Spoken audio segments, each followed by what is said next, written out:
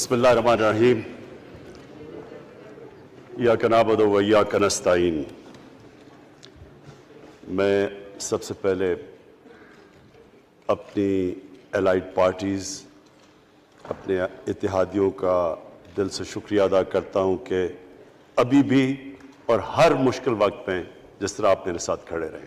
आपका बहुत बहुत शुक्रिया।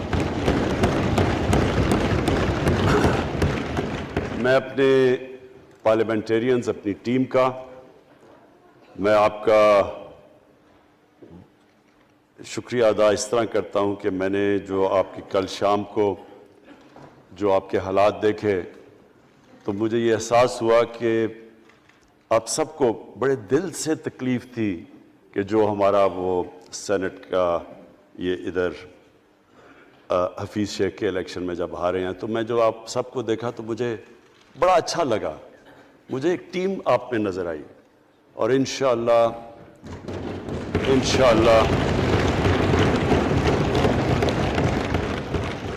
ये हमारी टीम मजबूत होती जाएगी, क्योंकि देखें अल्लाह कहता है कि मैं तुम्हारे ईमान को बार बार आजमाऊंगा।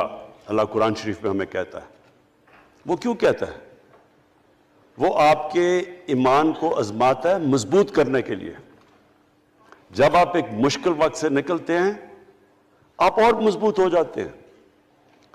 अल्लाह ने एक इंसान को एक ऐसा चीज, एक ऐसा उसका जो सबसे बड़ी जो उसकी मखलूक है, अशरफुल मखलूकात, उसको जो अल्लाह ने बनाया है, उसके अंदर उसने एक